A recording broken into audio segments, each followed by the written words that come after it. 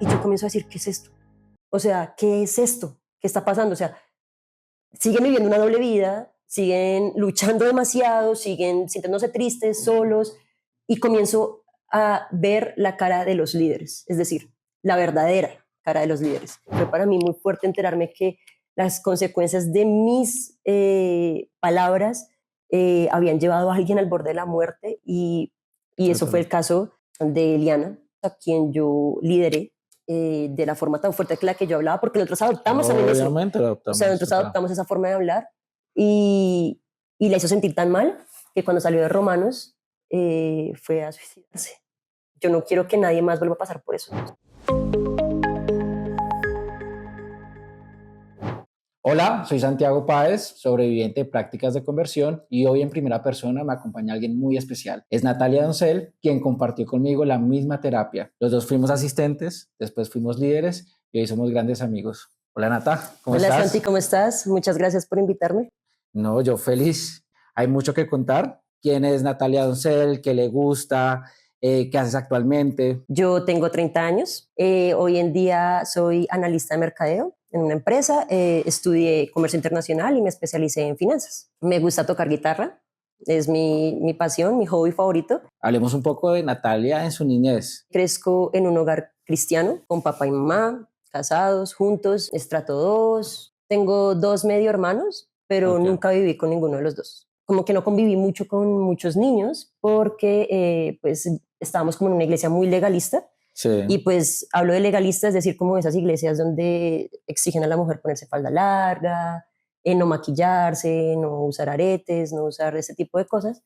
Y pues obviamente el relacionarnos con otras personas era un poco difícil porque siempre estábamos como cohibidos de contaminarnos con otras personas. Cuando yo era adolescente, yo jugaba mucho fútbol. Yo sí, fui una dura en el fútbol en el colegio y por eso también como que recibí mucho bullying. Mi mamá no me hacía bullying, pero me decía sí, como no practiques este deporte porque es muy masculino, te sí. vas a ver masculina. En mis 12 años yo era muy fan de una banda que se llama Tokyo Hotel. Conocí a una chica que era fan de esa banda y comencé a tener una amistad muy profunda con ella, sin darme cuenta que yo me estaba enamorando, era mi primer amor. Y ella sentía lo mismo por mí. Y mis papás vieron una conversación que yo estaba teniendo con ella por el computador, porque ellos estaban detrás mío. Sí, sí, sí. Y claro, ellos me confrontan, me dicen, no, esto no se puede, tú no le puedes hablar a las mujeres así, esto no es permitido, definitivamente esto trae un castigo eterno y es el fuego, es el infierno. En mi hogar no se hablaba temas sexuales, es decir, no estaba mi mamá o mi papá prestos para explicarme ciertas cosas porque es un tabú hoy en día todavía en las iglesias. Entonces, como que no estaba esa explicación. Entonces, aunque yo sentía atracción hacia las mujeres, nunca entendía por qué. O sea, no sabía en ese momento qué pasaba. Y pues obviamente yo me cierro en el momento en que mis papás se separan. Mi papá seguía yendo a la iglesia, pero yo no vivía con mi papá, vivía con mi mamá. Mi mamá pues ya no volvió a congregarse y pues yo había frenado el ir a la iglesia, pero obviamente esos pensamientos y esa doctrina estaba muy arraigada a mí. Claro. Entonces yo seguía creyendo, o sea, una parte de mí seguía creyendo que estaba mal. Yo comienzo a compartirlo con mis amigos, obviamente no de la iglesia, sino del barrio, pues en el barrio no habían amigos cristianos ni nada. Entonces yo se lo confieso a mis amigos más cercanos y mis amigos cercanos fueron tan normales, o sea, fueron como súper bien, no hay problema. Y yo no podía creer que alguien actuara normal frente a lo que yo Frente a esa estaba situación. diciendo. Digamos, aunque los hombres me gustan mucho físicamente, nunca he podido conectar con ellos emocionalmente. Ok. Entonces, obviamente en ese momento, como estábamos en la vaina de la adolescencia, de que uno quiere experimentar, entonces también salía con chicos, tuve novios también tuve noviecitas muy inocentes, en realidad tampoco es como que era todo súper sexualizado, porque no, comienzo a ir a esas minitecas de ese momento que tapaban las ventanas con bolsas negras y estaba con mis amigos normal, que lo normalizaban, donde me sentía mal, me sentía cero juzgada y con ellos como que respiraba y me calmaba un poco, sentía un poco de paz, pero después tenía tanta rabia que me golpeaba y me decía, tengo que cambiar, o sea, no es posible que esto me gane. Bien, está mal, está bien, voy con mis amigos fuera de la iglesia y es espectacular cómo la paso con ellos, pero después voy a mi casa y me siento terrible. ¿Qué haces con todo eso? ¿Explota en algún momento? Yo digo como, bueno, tengo que intentar solucionar esto, me siento como muy mal, tal vez la solución sea volver a una iglesia. Entonces a mis 17 años vuelvo a una iglesia. En esta iglesia pues yo nunca digo nada, todo pasa como desapercibido, ese tema no se toca, Pero en esa iglesia conozco a la que iba a ser mi primera novia. Y un día yo escucho que alguien le está diciendo a ella que si todavía le gustan las mujeres. Y claro, yo quedé sorprendida. Yo dije, "Ay, o sea, en estos lugares no soy la única, o sea, hay más personas como yo". Pues ya me parecía bonita, entonces yo dije, ya sé que le gustan las mujeres. Entonces ahí estuve en esa iglesia como un año más o menos. Ella no volvió y un día me llama y ella comienza como a coquetearme y todo esto, y yo también decido dejar la iglesia y comienzo a tener mi primera relación formal con ella. Hasta que un día ella decide terminar la relación y yo le digo, ¿pero por qué? No entiendo. Y ella me dice, porque esto no le gusta a Dios y acabo de encontrar un lugar que me va a restaurar y me va a cambiar la homosexualidad. Ahí termina nuestra relación. ¿Y ese lugar cuál era? Romanos 6, Romanos 6, donde nos conocimos. donde tú y yo nos conocimos. ¿Cómo terminaste entonces en Romanos 6 si tu exnovia estaba yendo a Romanos 6? Pues yo, ¿qué hago? O sea, ¿qué tengo que hacer? Entonces ella me decía, pues ven conmigo. Hasta el fin del mundo. Sí, entonces yo, claro, yo así tragadísima, yo no, pues yo hago lo que sea. O sea, yo en ese momento no pensé en cambiar la homosexualidad ni nada. No. En ese momento tú estabas detrás de recuperarla. Sí. Entonces, efectivamente llego a este lugar y ella me acompaña, decide acompañarme a esta entrevista. Ella se queda afuera, me acuerdo muy bien, y el líder de Romanos me llama. Romanos no te va a decir, somos una práctica de conversión. Ellos se presentan ante ti como somos un ministerio de restauración. Esa es la palabra, restauración es la palabra clave para que tú pienses, wow, es muy santo, viene del cielo, de restauración emocional, relacional y sexual. Ajá. Y donde trabajamos ese tipo de cosas para que tú te restaures, porque lo ven como una restauración. Comienza a entrevistarme. Entonces yo le cuento todo lo que estaba pasando con esta persona. Y entonces prácticamente lo que me hizo entender esta persona es que la razón por la cual yo me sentía tan mal y tenía tanto dolor no era pues porque estuviera enamorada y me estaban rompiendo el corazón o porque tuviera una dependencia emocional, sino porque era homosexual. Pero yo todavía no conocía el término de dependencia emocional. Lo vine a conocer mucho tiempo después. Pero en ese momento yo asocié todo ese dolor a soy homosexual. Todos los dolores que yo pudiera tener en una relación se iban a dar si yo estaba con una mujer. Pero si yo encontraba un hombre en mi vida, todo eso se iba a ir. ¿Qué te dicen? ¿Cuáles son las expectativas como que te dicen que te van a hacer en esta práctica de conversión? O sea, ¿cuál era el propósito de entrar?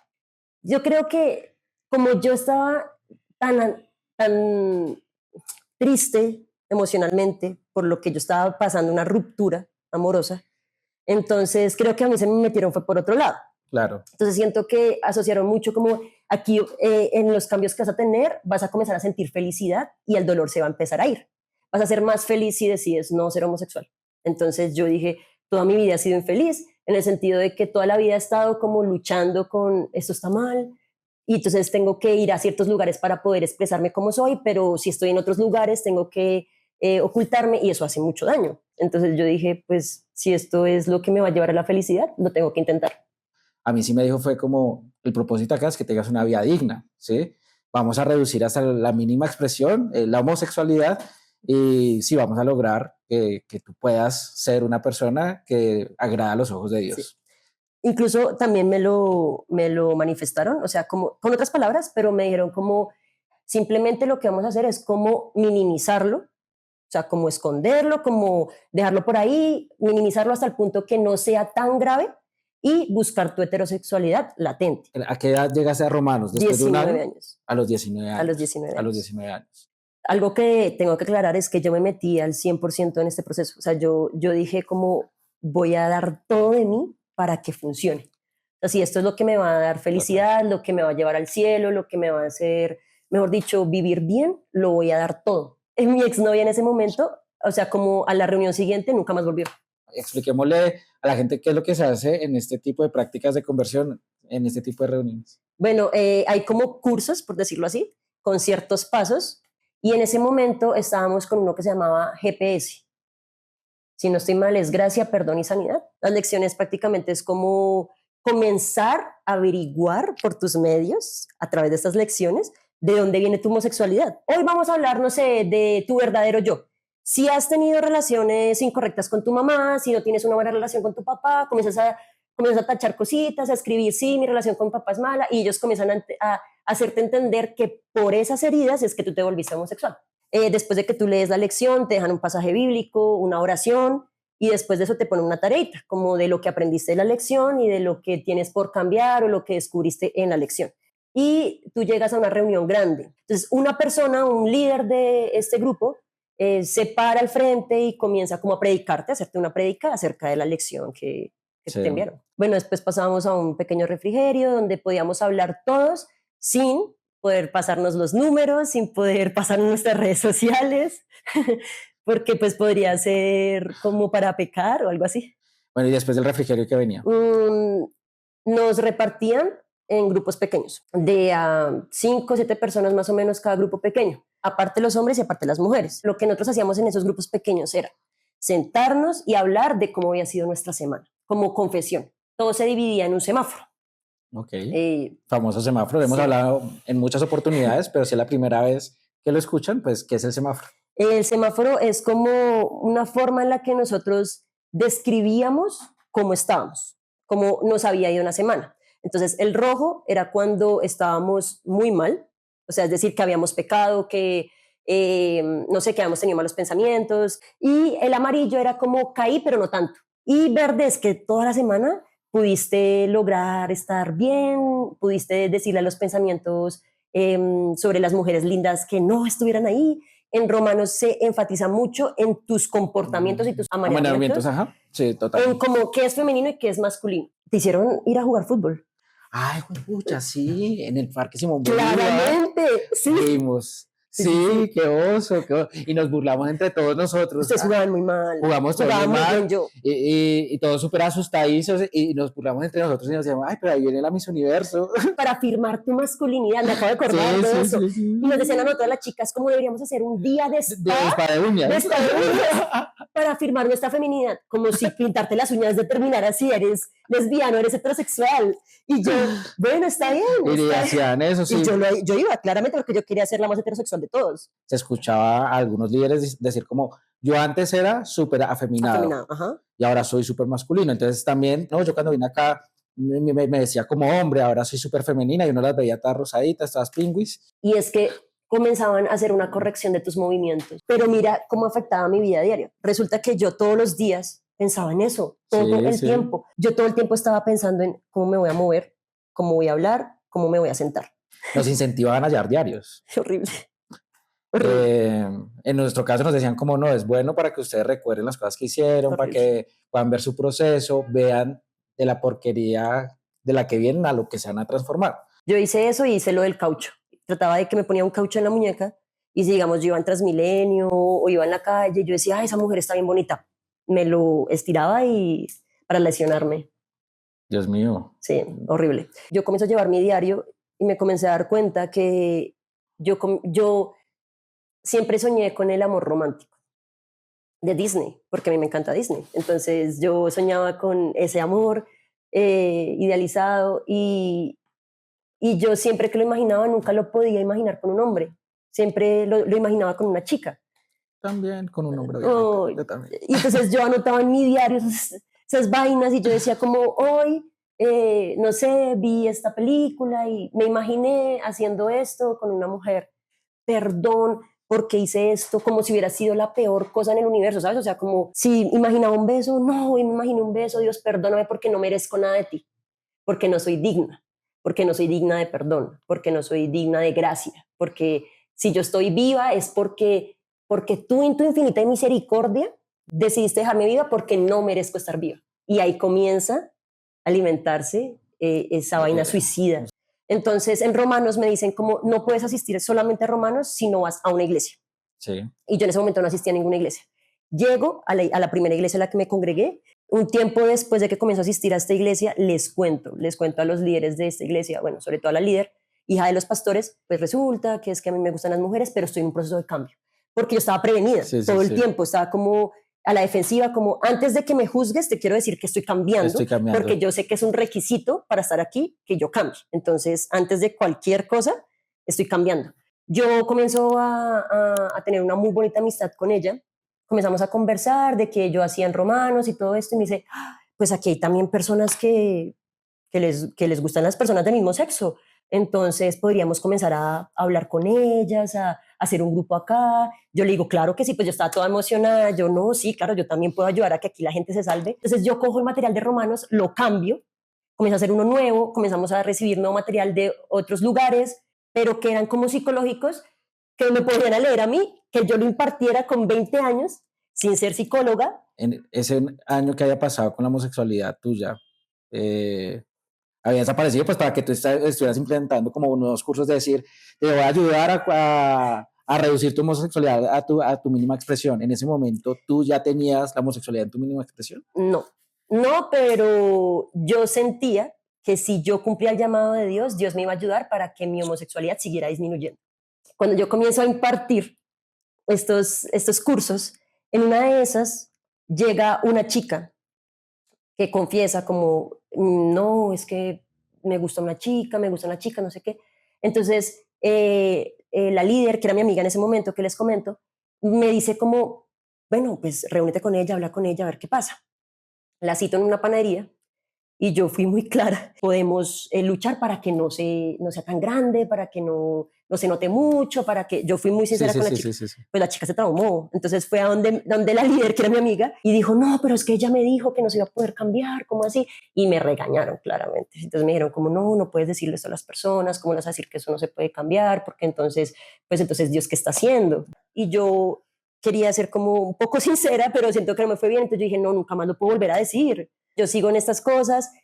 Y un día, bueno, yo monté un negocio con mi amiga, con mi amiga, y me dice un día como, es que siento que para que nos vaya bien, tienes que darle tu testimonio a la iglesia. Y te expusiste. Claro, me expuse. Fui vulnerable en un lugar que no me iba a cuidar. Yo le cuento a la iglesia, le digo como, no, miren, lo que pasa es que pues yo era homosexual, me gustaban las mujeres, pero estoy cambiando. Y estoy en un ministerio que me ayuda a ser heterosexual y todo esto. Y todo se fue En al... picado. Sí, claro, porque comenzaron a dar los rumores. Ella se la pasa mucho con la hija de los pastores porque le gusta. Ellos hablan mucho de que no hay jerarquía de pecados, pero seamos sinceros, la homosexualidad está en el primer lugar, está en la cabeza de la jerarquía. Las personas comienzan a tratarte diferente, las personas comienzan a hablarte diferente, las personas comienzan como, pues madre, es una enfermedad. O sea, literalmente lo tratan así como, tratan de no hacértelo notar mucho, pero es como, no me junto mucho contigo, tengo cuidado de que tú y yo estemos solas en un lugar. Fueron las cosas así como saliendo súper mal.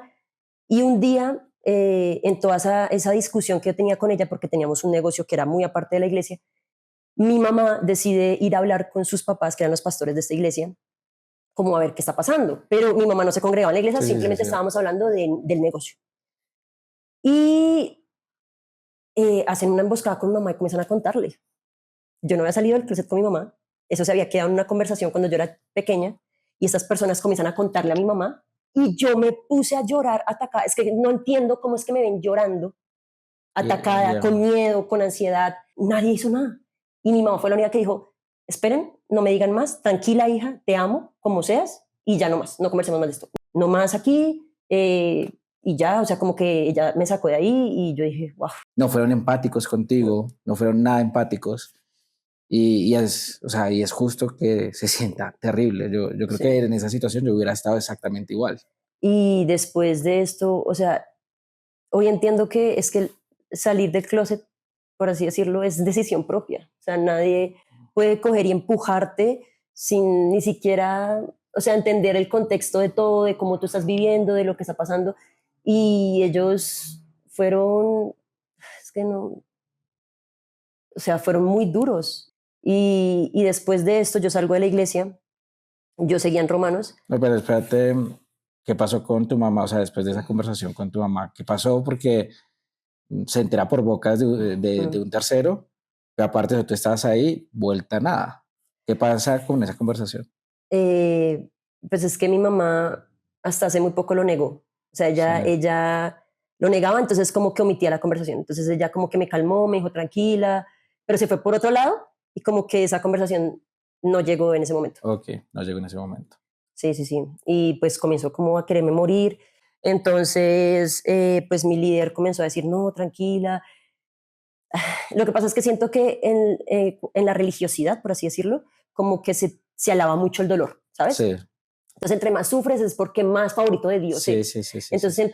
entre más miserable te sientes es porque más gracia vas a recibir. Entonces, sus consejos eran como, te sientes miserable, pero tranquila, es porque Dios te va a poner en un lugar más alto. Sí, sí, Entonces, sí. yo vivía con la idea de, me quiero morir, sufro resto, me siento como una mierda, soy completamente infeliz, todos los días de mi vida pienso en morirme, matarme, pero esto tiene Un un propósito propósito. grande y entre más miserable y más chiquita me siento, pues claramente Dios se va a hacer más grande. sí, Dios me va a querer más porque más chiquita soy. Sí, sí, sí.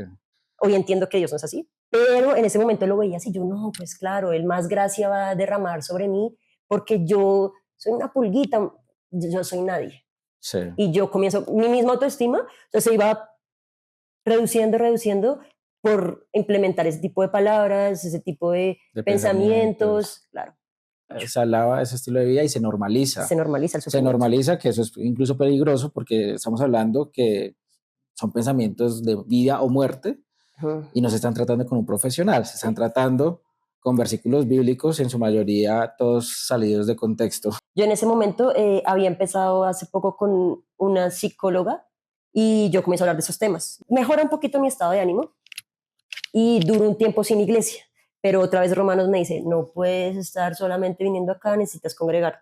Y ahí llego a mi segunda iglesia y última. Entonces yo dije, voy a ser un ser nuevo. Sí. ¿Sí me entiendes? Entonces aquí nadie va a saber de mi pasado. Y hasta su presencia siendo la mujer más hetero posible. Claro, yo dije, no lo voy a decir jamás.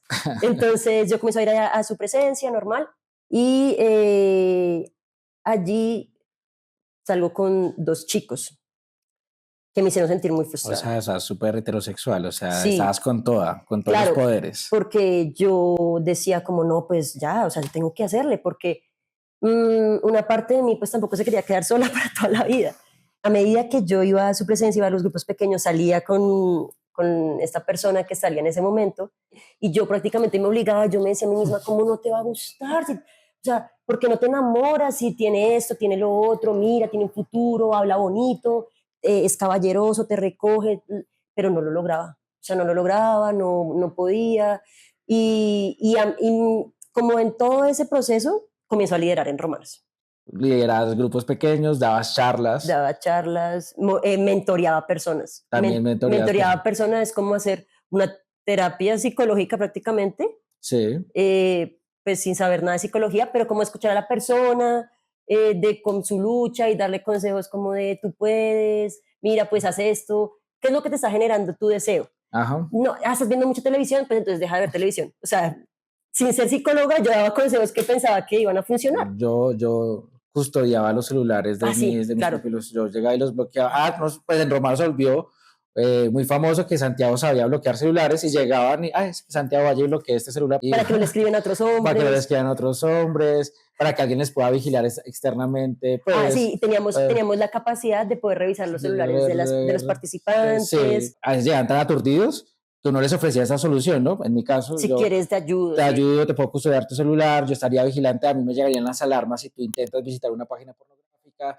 si entras a alguna aplicación, Wow. etcétera. Sí, era una locura. Y O sea, la aparte, gente se prestaba para eso, o sea, la o gente sea, decía, sí, y aparte de nuestro propio peso, cargábamos el peso de otras personas también, porque imagínate sentir esa responsabilidad de tengo que cuidar a estas personas para que esas personas no caigan, porque si caen también es mi responsabilidad, porque totalmente, son las personas que Dios me puso obviamente. para cuidar. Entonces era como los líderes y darme cuenta que todo lo que yo había creado de ello y construido de ellos se comenzaba a derrumbar, porque yo pensé que ya no sentían lo mismo que yo sentía, o sea, todas esas Claro, tentaciones, todos esos pensamientos, yo pensé que ellos ya habían pasado eso, que ellos claro. ya estaban en otro lugar. Cuando comienzo a darme cuenta que una de las líderes que yo más quería cae con otra de las líderes que también quería, caer significa que Tuvieron un tuvieron un encuentro encuentro más allá de amistoso, más allá, amoroso, sí, un encuentro amoroso, y yo comienzo a decir, ¿qué es esto?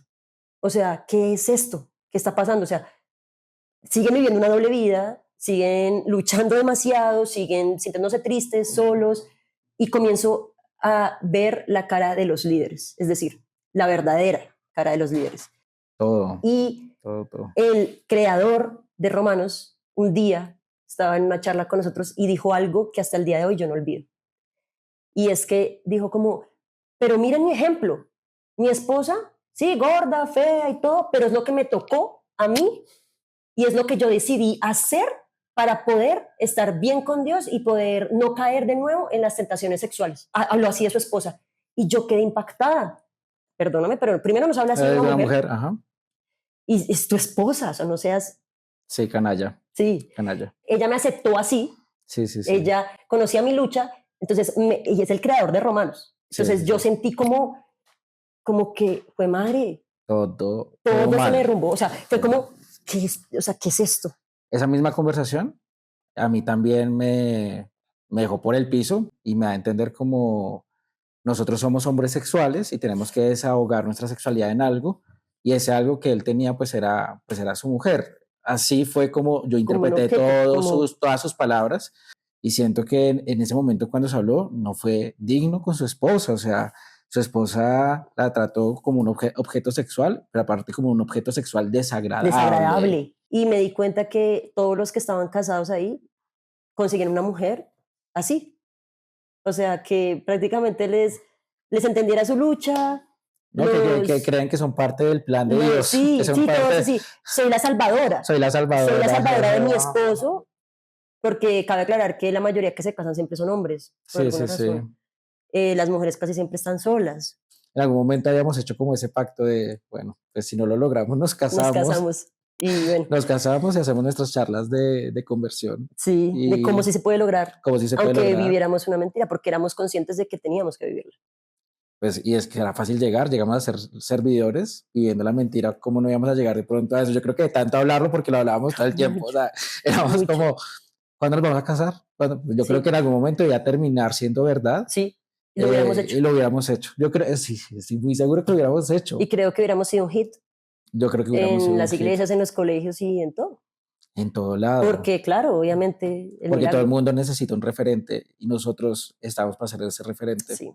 O sea, y lo digo porque obviamente era nuestro chiste interno, pero lo que voy es que de esa manera se llega a pensar, o sea, engañar a la gente. Sí, sí, O sí, sea, y todos de alguna forma ahí en ese grupo engañábamos a las personas, porque les claro. decíamos, no, somos felices, se puede, lo hacemos, mientras que llegamos a nuestros cuartos solos, a llorar, a sentir ansiedad, a querernos morir.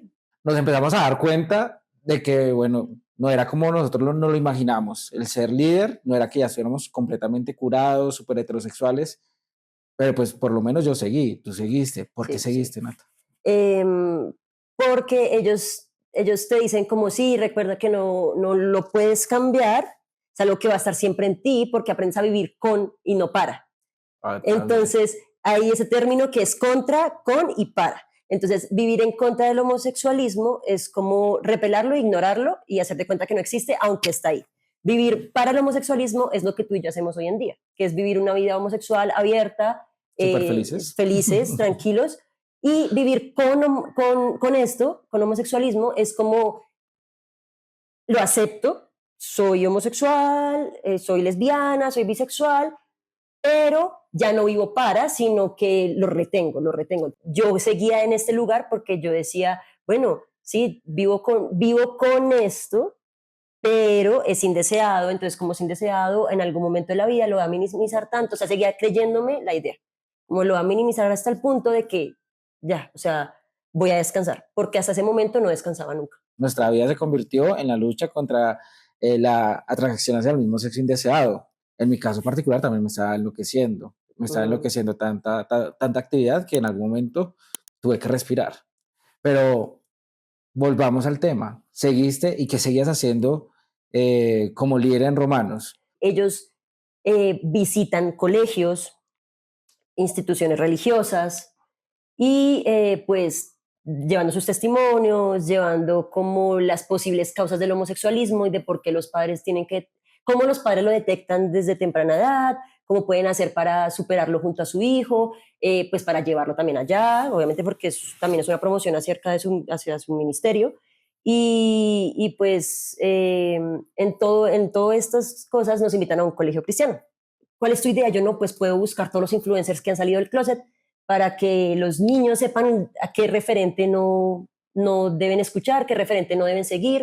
Y Ya me que, acordé, sí, claro. entonces, claro, yo hice un video, yo me acuerdo que yo hice un video de todos esos influencers De que la han época que han salido salido del closet y les decíamos a los chicos que, o sea, se los mostrábamos y después mostrábamos un video de cosas como que tenían que ver como las consecuencias de eso, como la la drogadicción, drogadicción, sí, el VIH, las sí, enfermedades. todo esto. Y obviamente asustaba a los chicos y yo hoy en día pienso y digo, ¿cuántos niños no se sentían como yo en ese momento? Y es de lo cual incluso todavía a veces me siento responsable porque eh, fue muy fuerte la charla. Tienes una herida paterna, probablemente puedes ser susceptible a ser homosexual, pero ser homosexual es malo porque nosotros éramos homosexuales y vivíamos en la miseria porque así lo pintábamos. Incluso, Y si vives la homosexualidad, puedes terminar enfermo, drogadicto, ajá, muerto, promiscuo, siendo ajá, la peor escoria de la sociedad. y mostrando a unas personas que no tienen nada que ver porque, que han sido muy valientes y han salido del Sí, closet públicamente y mostrándolos como personas que son malas, indeseadas, que son malas. desagradables y claro, niños porque son niños que probablemente se sentían igual que yo, igual que todos nosotros y no sé cuántos se fueron ese día pensando que Dios los odiaba, que se iban al infierno, más confundidos de lo que ya estaban probablemente, rechazados, y es algo que tenemos que tener cuidado porque esto puede generar otro tipo de cosas y que afectan la salud mental, como la depresión, Total, la total, ansiedad, y total. puede llegar al suicidio. Llega la pandemia, Ay, llega, bendita la bendita pandemia, pandemia, bendita, bendita pandemia. muy bendita pandemia. En ese momento yo seguía sirviendo en Romanos, pasaba poco tiempo de esta vaina de lo del colegio, y, y cuando llega la pandemia y nos encierran, entonces todos Sí, nos sí, sí. conectábamos los sábados a las mismas horas, hacíamos lo mismo, pero de forma virtual, por Zoom. Yo en ese momento es cuando tomo la decisión de retirarme de Romanos. Chao, Romanos, y Y tuve claro, que yo lo apagar. noté. Yo comienzo a sufrir una ansiedad tan intensa que vomitaba todo lo que comía, que dormía 1 o 2 horas al día. Comenzaba a tener muchos ataques de pánico y cuando yo sentía que me daba un ataque de pánico, me hacía la que me iba a ir al baño, hasta que obviamente después de unos días fue inevitable que mi mamá y mi hermano que vivían conmigo en ese momento se dieran cuenta que algo estaba pasando con mi cuerpo. Me comencé a decir como, ¿qué está pasando? Y yo le decía como, no sé, porque en ese momento tampoco entendía muy bien cómo se manejaba la ansiedad, porque Nunca nos nunca la había hablaron de él, sí, tratado, nunca nunca nos había hablaban. entendido qué era eso, no sabía que las personas podían sufrir ese tipo de cosas hasta ese grado. Es que en la práctica que estábamos, esa palabra pues no existía. Sí. O sea, la ansiedad no, la ansiedad se relacionaba con algo muy espiritual. Y, y comencé a entrar en una depresión muy, muy fuerte, por así decirlo, y comienzo a pensar en suicidarme. Cuando mi mamá desesperada llama a mi papá a decirle como a Natalia le está pasando algo y tenemos que hacer alguna cosa que la ayude a salir de donde estaba. Y entonces en ese momento mi papá, no sé, creo que habló con una tía o algo así y me consiguieron un psiquiatra cristiano. Y yo me acuerdo que en mi primera sesión él me dijo como, pero, o sea, hay algo en ti, me estás somatizando. Él comenzó a hacerme como preguntas muy estratégicas, pero que me llevaron a decirle como, no, pues yo no, yo estoy bien, pues yo asisto a un ministerio de restauración Sí, sí. emocional, relacional y sexual. Y él se queda mirándome, o sea, yo lo vi, su expresión en el celular porque estábamos en Sí, sí. videollamada, se queda hace un rato y me dice, ¿qué es eso? Y yo, no, pues mira, este es un lugar donde pues hacemos ese tipo de cosas porque es que pues yo tengo la AMSI, como que pues yo lucho con esto, pero estoy intentando cambiarlo. Él ni siquiera como que ahondó en eso, o sea, nunca quiso descubrir ni cómo me habían empezado a gustar las mujeres, Sí. ni nada de eso, simplemente dijo, ahondó mucho en la práctica, o sea, como que comenzó a indagar mucho acerca de qué es eso, de por qué lo estás haciendo, y después en las siguientes sesiones, él me medica, yo comienzo a tomar medicamentos antidepresivos y también medicamento para la ansiedad. Ya después de un mes yo seguía sin mejorar, seguía con los mismos ataques de ansiedad, seguía con las mismas ganas de morirme. En ese momento yo me acuerdo que en mi mesita de noche tenía unas pastas y yo comienzo a pensar, me las voy a tomar, en cualquier momento yo me encierro y me las tomo y me mato, o sea, o sea, yo ya comencé a planear cómo lo iba a Sí, sí, hacer sí, sí. y comenzaba a pensar, bueno, ¿en qué horas sería la mejor hora para hacerlo? hasta que un día con el psiquiatra, y le agradezco mucho porque él puso mi salud mental por encima de sus creencias, de su religión, y él me dijo como si no sales de este lugar, eso es lo que debería hacer cualquier Sí, sí, sí, profesional, sí, ¿sí me sí, entiendes? sí, así debe ser. Y me dijo como si no sales de este lugar, eh, esto va a terminar mal. Va a terminar mal para tu familia, va a terminar mal para tus amigos y no queremos un final triste para tu vida, sino que queremos que tú seas feliz. Y él llegó y dijo, y si no sales de este lugar y sigues asistiendo a estos lugares y sigues en lo mismo, se va a repetir el círculo hasta que ya, hasta que decidas, él fue muy directo Sí, conmigo, sí, sí. hasta que decidas acabar con tu vida. Entonces yo creo que ahí fue cuando dije como, yo no puedo seguir aquí, pero me costó dejarlo. Yo batallaba mucho con pensar que si yo salía de allí, era empezar de cero, o sea, ya no iba a tener más amigos, no, probablemente mi familia me iba a rechazar. Entonces comenzó a pensar como, bueno, ¿y qué pasa si yo salgo con una chica, pero no dejo este ministerio? Entonces comienzo a ver la posibilidad de vivir una doble vida. Entonces yo bajo una aplicación de citas y comienzo a salir con una mujer mientras que yo seguía sirviendo en Romanos. Y no sé, yo le tuve mucha confianza desde un principio y le conté. Sí, sí, sí. Dijo, ¿cómo así que eso existe? Si eso solamente lo he visto en las películas. Yo sí, yo hago parte de eso y lidero en eso. Y entonces salía con ella, me divertía un montón, la pasábamos chévere, hablábamos un montón, me gustaba todo el tema. Sigo sirviendo en Romanos y eso se convirtió en una tortura, al menos los últimos meses del 2020. Eso me comenzó a hacer sentir muy presionada porque yo de todas maneras ya estaba saliendo con una mujer, estaba sirviendo en Romanos y más encima ella todos los días escríbame que saliera con un hombre, que pasaba, que entonces dejé de ir a la iglesia, le dije como mira pues mi decisión es dejar de ir a la iglesia en este momento. Pero Sentía, esta líder sabía que tú eras homosexual, o sea, que sí, estabas claro. luchando. O sea, yo no se lo había contado a otros líderes por lo que ya había tenido en las Sí, experiencias sí. pasadas, pero a esa líder específicamente le conté, o sea, le dije como, mira, yo estoy en este ministerio y todo eso, entonces ella como que me apoyó en ese Sí, sí, sentido, como dijo, ay, como bueno, sí, tranquila, aquí hay espacio para ti, pero voy a orar todos los días para que llegué tu llegue idóneo. tu hombre.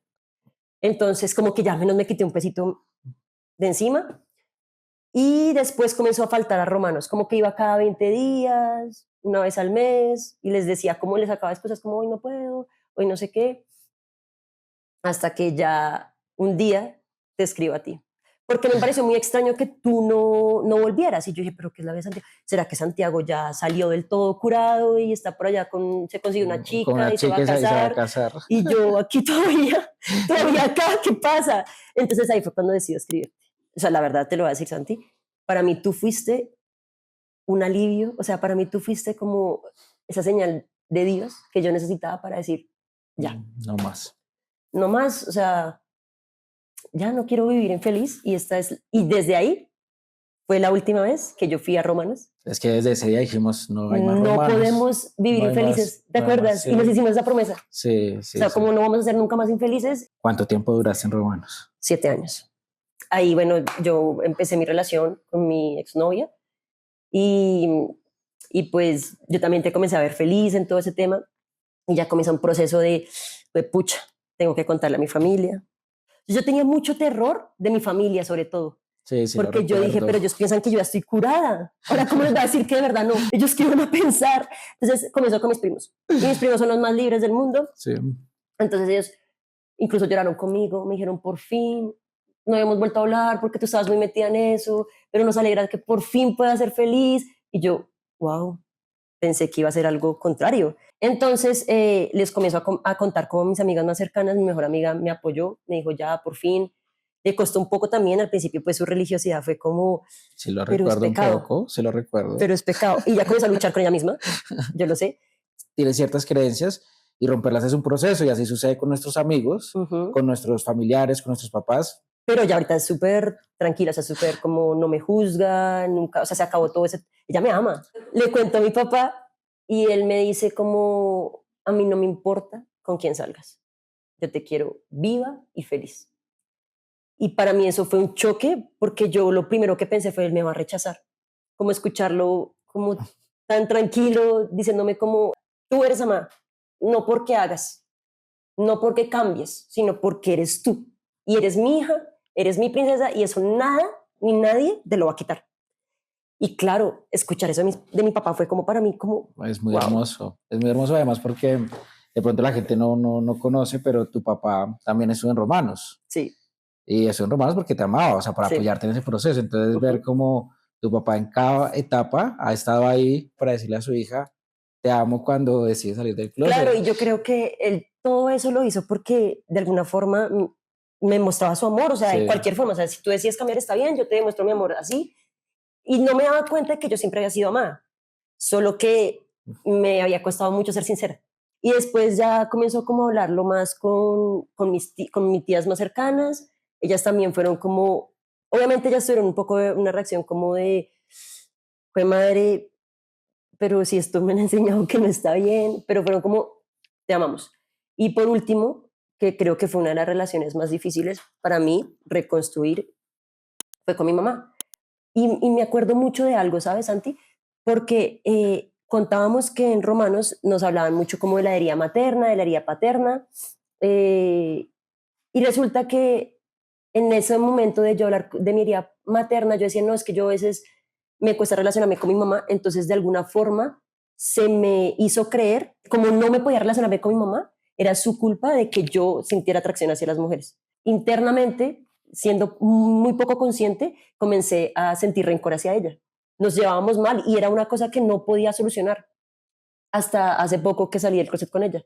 Obviamente para ella fue duro, ella me lo dice hoy en día y es como, siempre lo supe, pero siempre estuve en negación, o sea, y perdimos comunicación hasta que un día ella me dice como, yo no voy a perder mi relación con mi hija. Amo a mi hija, quiero a mi hija, necesito tener una relación contigo, y yo nunca había tenido una relación tan cercana y tan sana con mi mamá hasta como la tengo ahorita.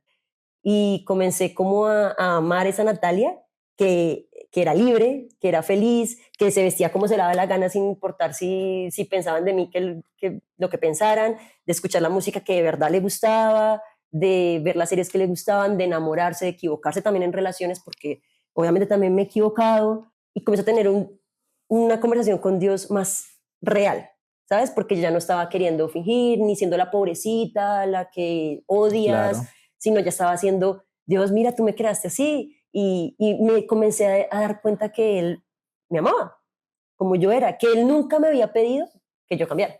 Sí, fuimos víctimas y victimarios de nuestro Sí, pasado, no lo podemos cambiar. Pedimos yo, en mi parte, pido perdón a todas las personas pues, que involucré en este tipo de prácticas. fue para mí muy fuerte enterarme que las consecuencias de mis palabras, de mis mentiras de alguna forma también, habían llevado a alguien al borde de la muerte, y eso fue Total. el caso de Eliana, a quien yo lideré en este grupo, y hace poco tuvimos la oportunidad de hablar y me confiesa que en los grupos pequeños donde yo estaba liderando, ella me escuchaba hablar y obviamente eso ejercía en ella cierta presión, pero lo que más me impactó es que un día me escucha hablar de la forma tan fuerte que la que yo hablaba, porque nosotros adoptamos también eso, Obviamente lo o sea, adoptamos, nosotros total. adoptamos esa forma de hablar, y la hizo sentir tan mal que cuando salió de Romanos fue a suicidarse.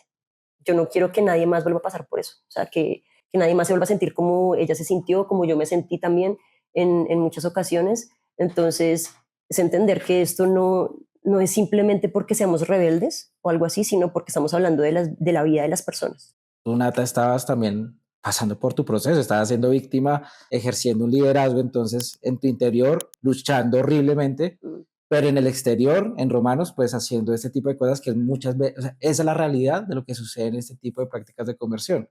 En algunos casos, pues lleva a lo que en algún momento le provocó a Liana y a muchísimos más, porque tú también deseaste la muerte, yo deseé la muerte, y es que no ha pasado en este sofá el que no haya deseado la muerte. ¿Qué le dirías a una persona que en ese momento está pensando en querer cambiar su orientación sexual o su identidad de género?